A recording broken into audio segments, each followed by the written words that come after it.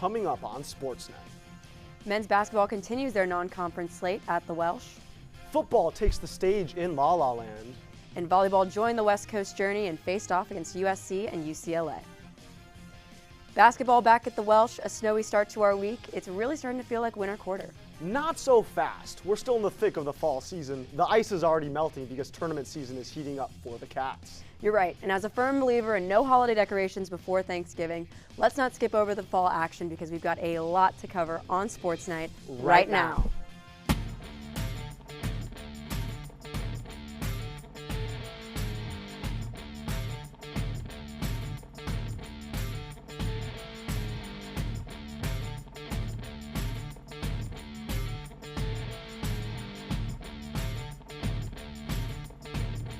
Welcome on into Sports Night. I'm Lexie Jordan alongside Tomas Moran, and it's, Tomas, a big week for your Bears there. Packers and Vikings lost in another Windy City win. Doesn't get much better than that for y'all. Huge for the program, but at what point do I get offended when teams fire their coach after losing to Chicago? I mean, it's not just the Bears, it's the Cats too. I mean, look what happened to James Franklin in Penn State. Well, at least Lincoln Riley's got some job security over in sunny California.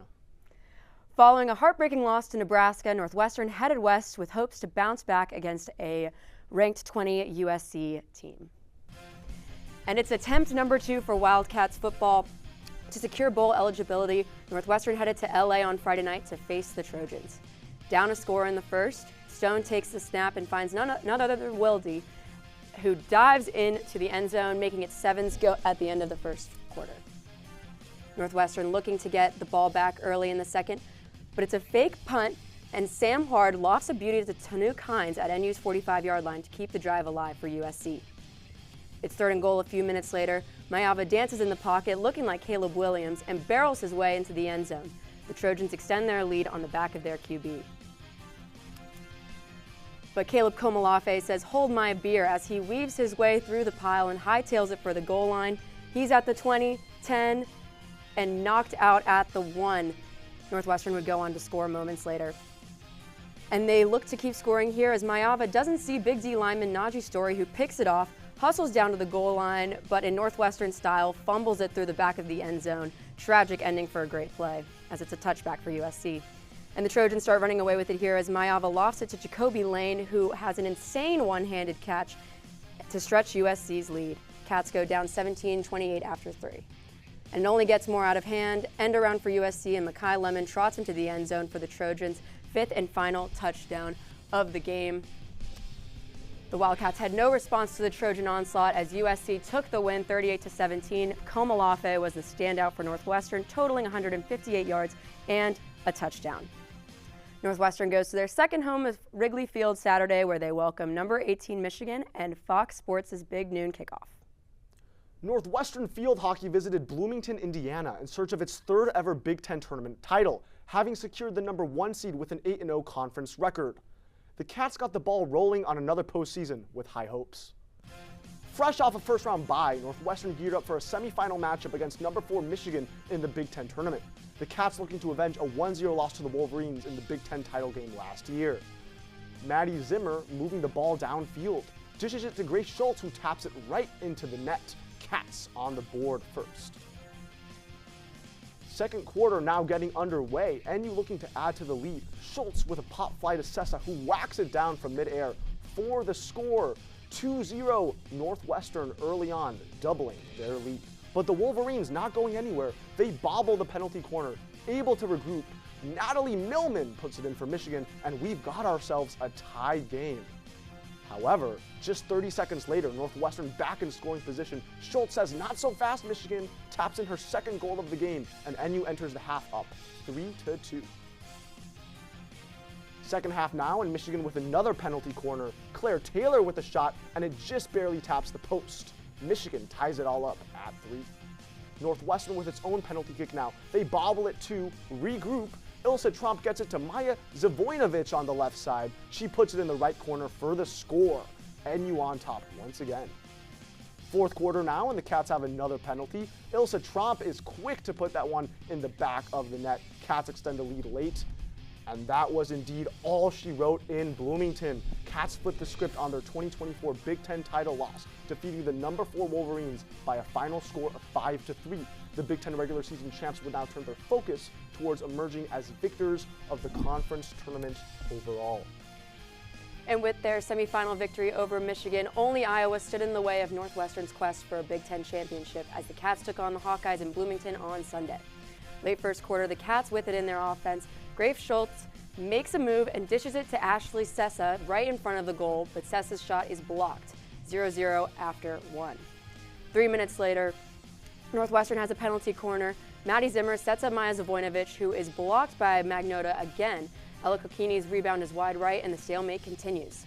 Now it's Iowa's turn on the attack. Frederique Von Cleef sprints into the circle, shoots, and is saved by Juliana Bone. The Cats clear the ball, and the teams enter the half dead even. Seconds after the break, Sessa feeds it to an open Schultz, who finds the back of the net, and the Cats are finally on the board. Early fourth quarter, Zimmer and Sessa perfectly set up Ilse Tromp, who fires the ball to the top shelf. Third time is a charm for the Cats, finally net a penalty and extend their lead. A few moments later, Zimmer takes it to the corner. The ball hits a Hawkeye stick. Doesn't matter as Sessa pounces, giving the Cats their third goal of the afternoon. And as the clock winds down and strikes 0, joy and jubilation enters Evanston as the Cats claim their third Big Ten championship and guarantee a spot in the NCAA tournament. Despite the Big Ten tournament win and being the reigning national champs, Northwestern did not seal a top 4 spot in the tournament. They head to Charlottesville, where they begin their campaign against Yale on Friday. After the break, SportsNight's Isaac Peng and Jack Murdock take a close look at the men's basketball offensive game plan. Don't go anywhere.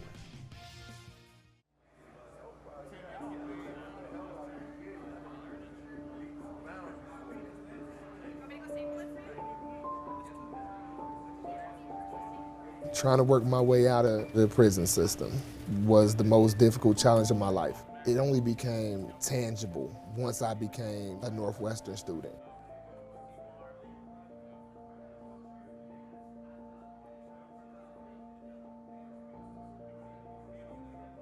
One, two, three, four.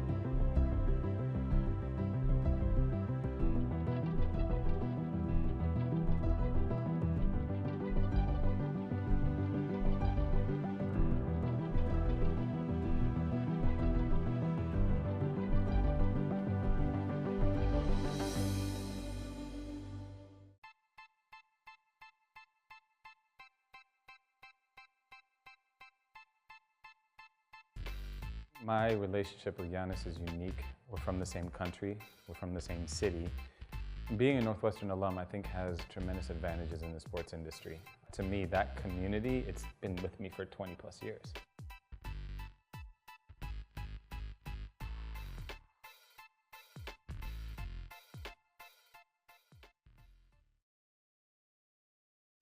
Wow, did you see that ad just now? What an inspiring story about a Northwestern alum making his mark on the league.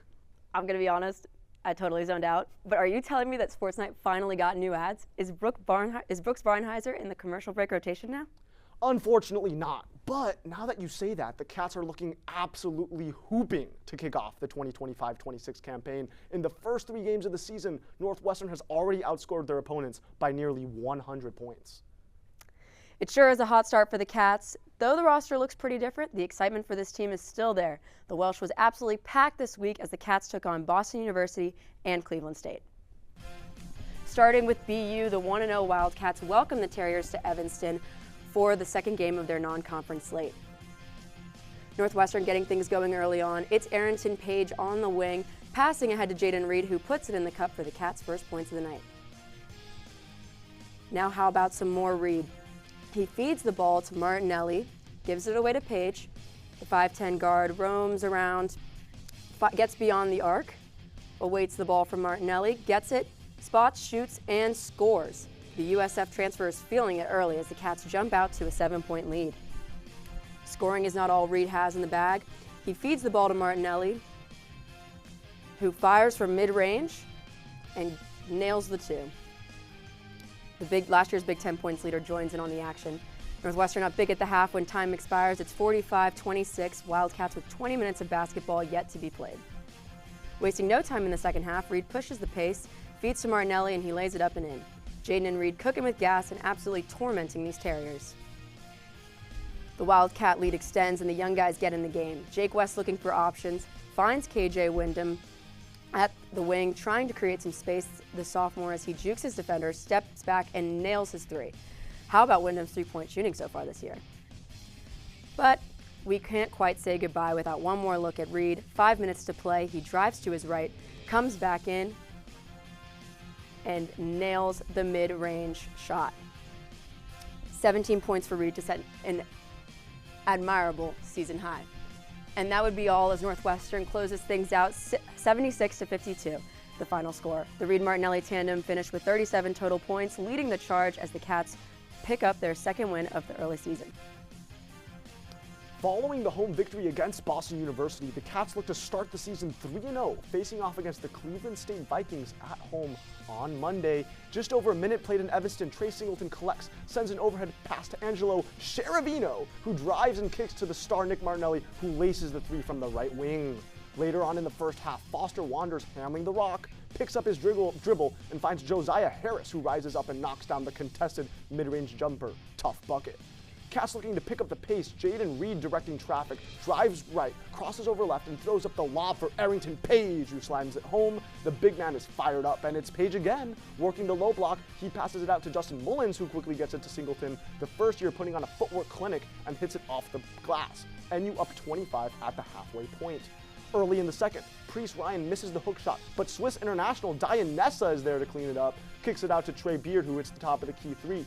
The Cats now circulating around the arc to find Singleton, who knocks down the corner three, but the second half was all Max Green. Cue up the montage. Green hits the corner three here, but that's not all. Tyler Kropp passes it to Green, who brings up the ball, and in Dion Waiters fashion says, why not let it fly? Heat check triple is good, and guess what? He'll do it again. Loses the ball, collects at the logo, and hits an even deeper three.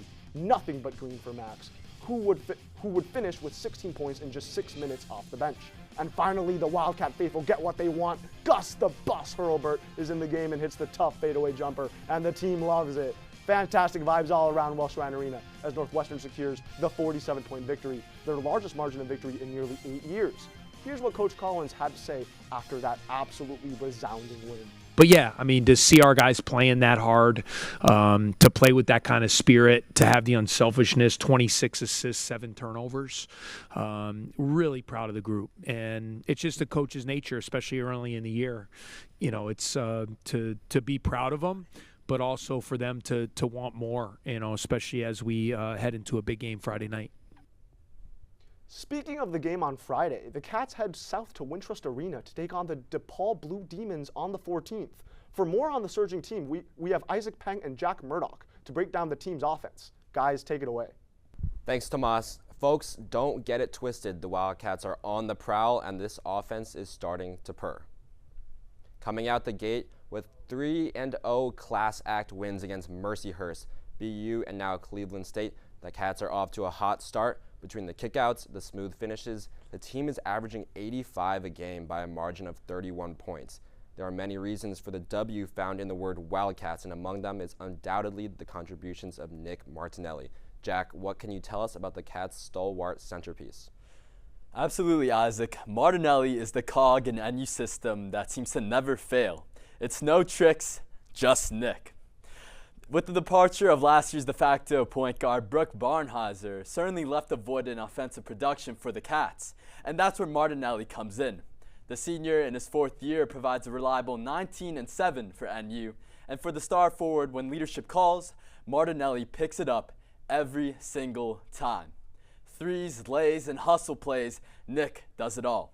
But Isaac, let's not forget the new faces Northwestern has warmly welcomed to the 25-26 roster. Oh, definitely not.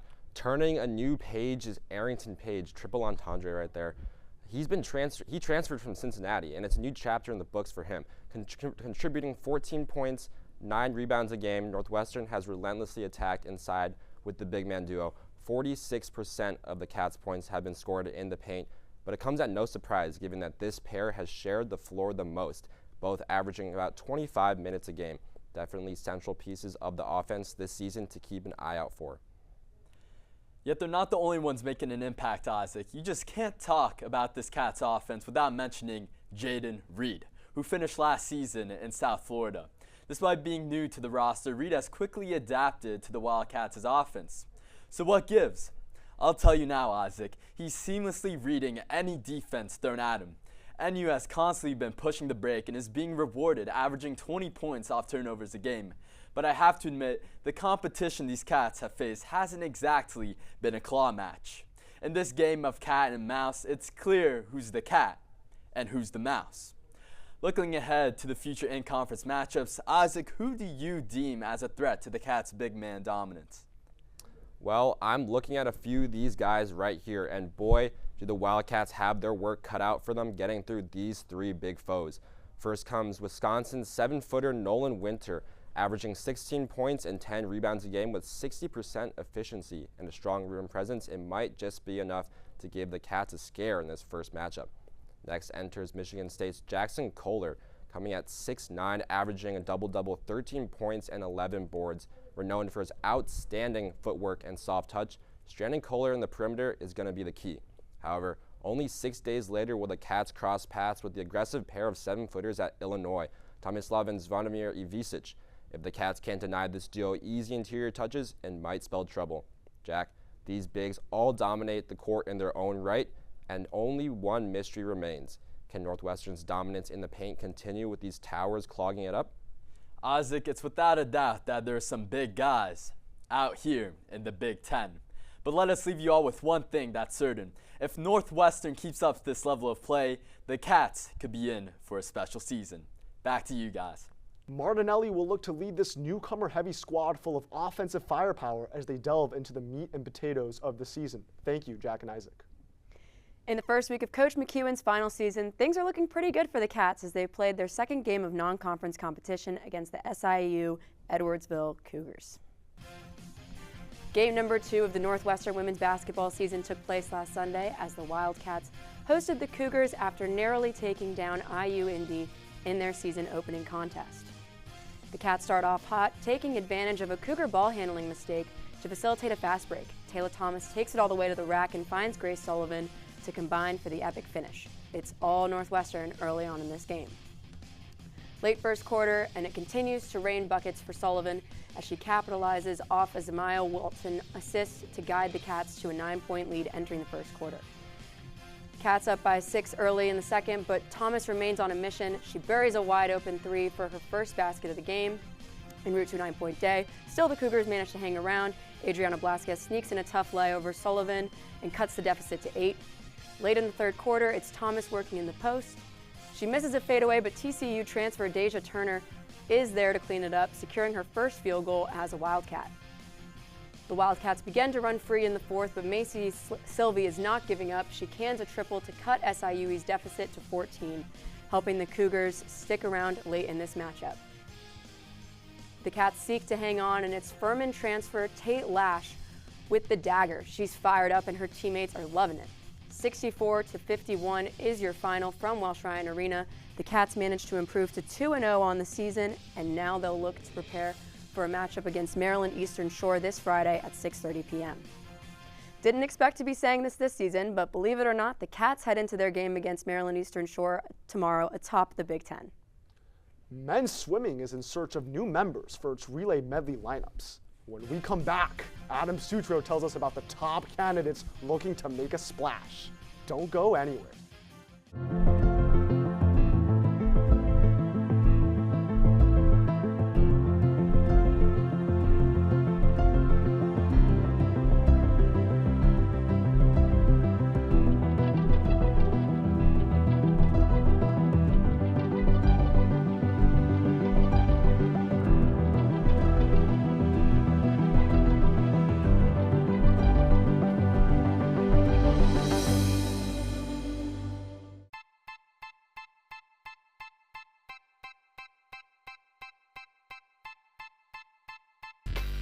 My relationship with Giannis is unique. We're from the same country, we're from the same city.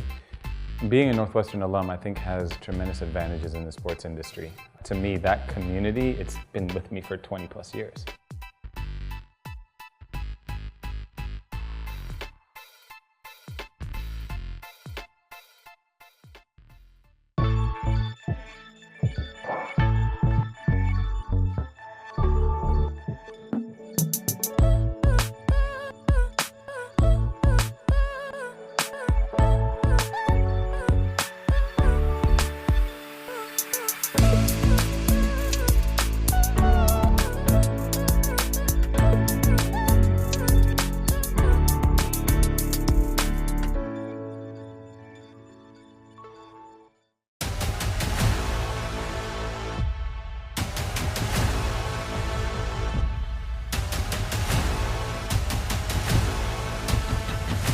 Ready, set, go!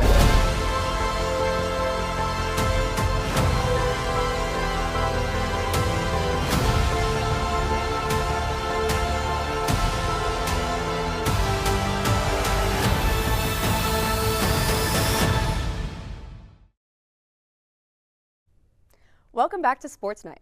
Before we dive into some swimming, we've got some more fall action to catch you up on. Onto the pitch, men's soccer closes out its season with a matchup against Ohio State on the Lakeshore. Coming off a late loss at Wisconsin and an upset win over ranked Indiana, Northwestern men's soccer looked to finish strong at Martin Stadium against the Buckeyes. Ohio State and Northwestern getting ready for this one. Ohio State with the first chance of the game, attacking down the right-hand side. Ball is squared to Will Arneson, who blazes it high and wide. Great chance early on, but Ohio State can't convert from 6 yards out. 37 minutes gone, and the ball is chipped over the top, and NU is in the box. Ball played to a wide-open Yuval Nimradi, but he sends the shot at the keeper.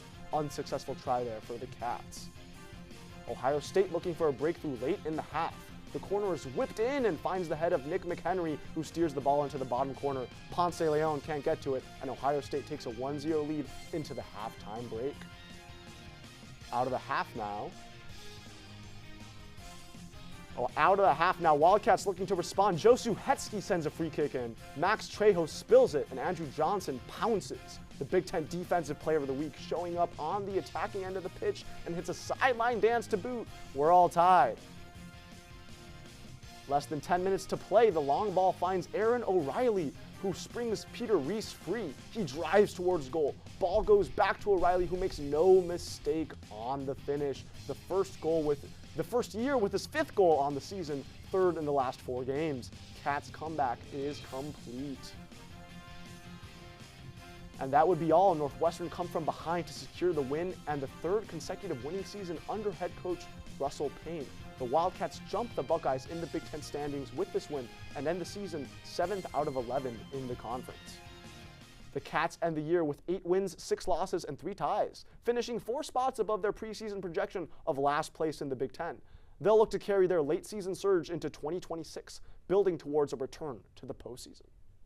For the first time since the recent Big Ten expansion, Northwestern made the trip to California to face off against USC and UCLA for volleyball.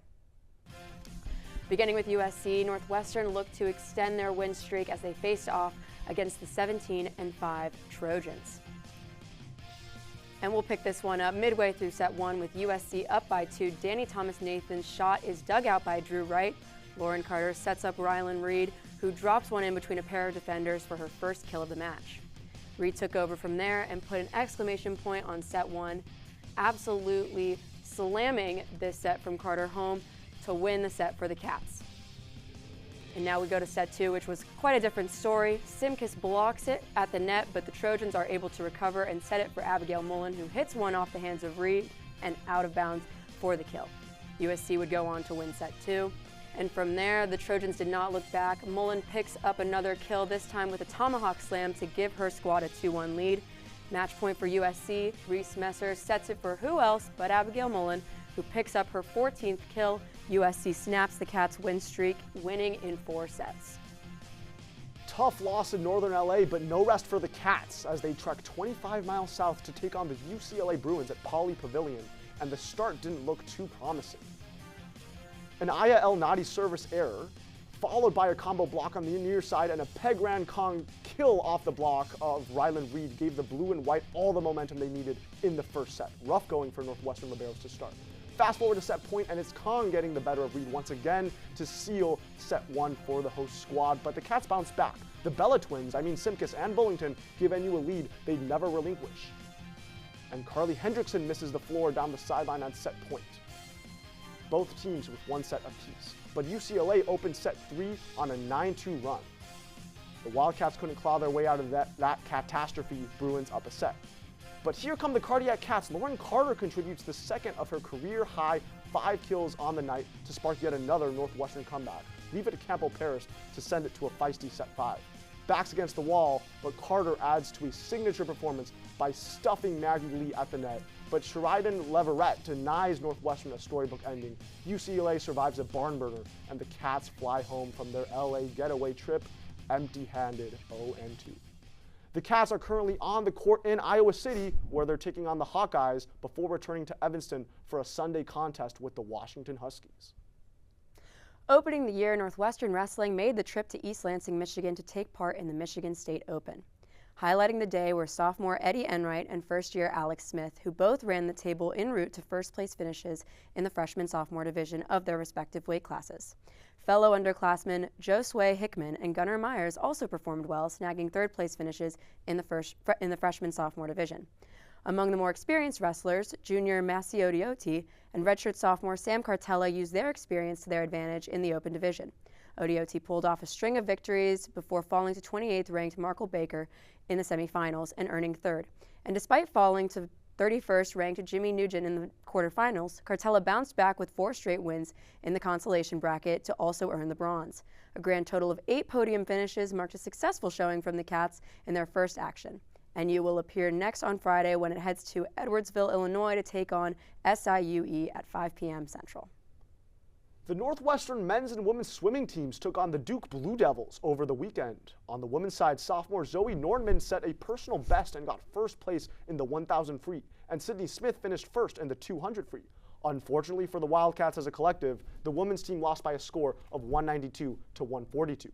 On the men's side of the meet, junior Stuart Seymour finished top 3 in the Big Ten with a pool record and a personal best time in the 50 free. Sophomore Oliver Koss was the star for the Wildcats, though, as he won the individual 200 fly and 100 free and combined with Seymour, Connor Schuster, and Joshua Staples to win the 400 medley relay. The Northwestern men's team won the meet 216 to 118 to move to 3-2 on the season and a perfect 3-0 at home. To jump into the deep end with the swim squad, SportsNight's own Adam Sutro is with us. Let's switch lanes for a moment. Thanks, Tomas. Ladies, gentlemen, welcome to Swimming with Sutro. On today's bubbly agenda, a key strategic question facing head coach Rachel Stratton-Mills. Who will swim the breaststroke legs in the 200 and 400 medley relays for the Northwestern men's swim team at Big Ten Championships? This question comes following the graduation of Tyler Liu in the spring of 2025. His senior year, Liu swam on Northwestern's NCAA qualifying 200 and 400 medley relays. Liu had speedy personal best relay splits of 23.68 in the 50 and 52.21 in the 100. He also had an individual NCAA B time 52.99 in the 100. With Liu gone this season, the Cats have a big hole to fill in both their medley relays. The first candidate to replace Liu is the pride of Rhode Island, George Groves. Groves enters his campaign with a personal best in the 100 of 53.98, just 1 second shy of Liu's 52.99. However, Groves is what Dick Vitale would call a diaper dandy. Splashy potential, but he's still getting used to purple, off to a somewhat slow start this season. Next on the list is Joshua Staples, the 6'5" Australian. Staples' staple is distance freestyle. He finaled as a freshman at Big Tens in the 500 and 1650. Shocking has been Staples' emergence as a breaststroker just this season, posting whopping career best times in unshaven meets. Staples' 52.27 100 breast split against Duke was just 0.06 off of Lou's shaven 52-21 last year. It's truly been a remarkable start to the season for the Aussie. And finally, there's Matthew Lucky. In his prime, Lucky has had the speed, posting a 53.62 personal best in the 100 his sophomore year. However, Lucky was not so lucky last year, forced to redshirt his junior season due to medical issues. Back in the pool this season, Lucky is yet to go sub 54.49 in the 100, but is bound to get quicker as the season goes on. So, who will it be in the pool for the Cats come March in Madison? I'm penciling in Staples to join the 400 medley relay and Lucky to swim in the 200. Though Staples seems to have by far the most speed in both the 50 and 100, the 200 medley relay and 800 freestyle relays are back-to-back events at the start of Big Tens. With Staples being the fastest 200 freestyler on the team, yes, he's a stud, he'll swim in the 800 freelay but won't have enough rest to suit up for the 200 medley, giving a healthy Lucky his chance to shine. Tomas, Lexie, back to you. Thanks for the 400 IM of a segment, Adam. Be on the lookout for more Swimming with Sutro segments in the future. Before we head to break, let's see where you can catch the Cats this weekend. Friday night, women's basketball is back at the Welsh, where they take on Maryland Eastern Shore. Field hockey begins the hunt for their NCAA title defense in Charlottesville, Virginia against Yale Friday as well. On Saturday, football returns to the friendly confines looking for that bowl-sealing win against the Wolverines. Don't leave just yet. Plays of the week are coming up.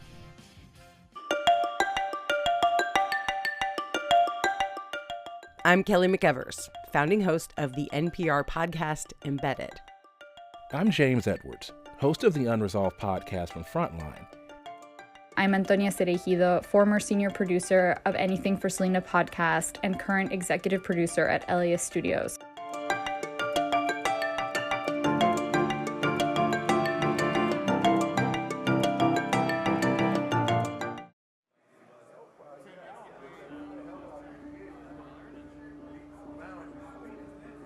My narrative, since I've been locked up and kind of made my transition, has been like redemption, accountability. When I come into the classroom environment, every individual that sits amongst me takes education seriously.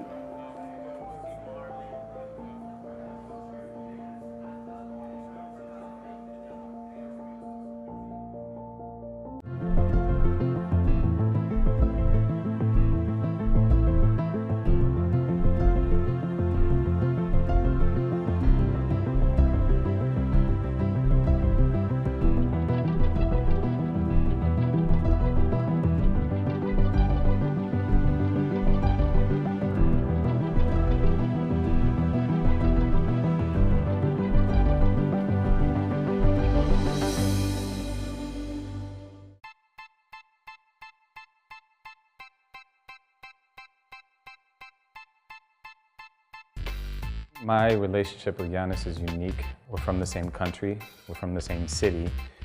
Being a Northwestern alum, I think, has tremendous advantages in the sports industry. To me, that community, it's been with me for 20 plus years.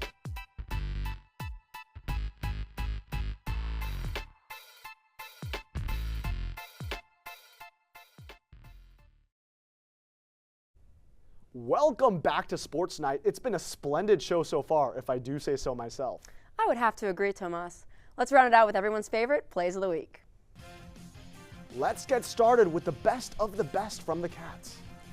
At number 3, we've got the Cats field hockey with a penalty corner up 1-0.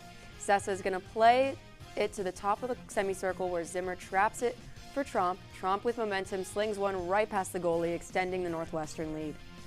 And now at number 2, Caleb Komolafe receives the handoff from Stone, who weaves through a few defenders, gets to the outside, and is making a break for the pylon before getting shoved out of bounds. Big run for the Beast. And finally, at number 1, we've got Max Green with the ball. He pulls up inside the logo and nails the 3. What a shot by Green. Cats up 40. Thanks so much for tuning in on this spooky Thursday the 13th. It's been our absolute pleasure to host you. Be sure to follow us on X at NNN Sports and on Instagram at NNN_sports. For Tomas Moran, I'm Lexie Jordan. Have a great night.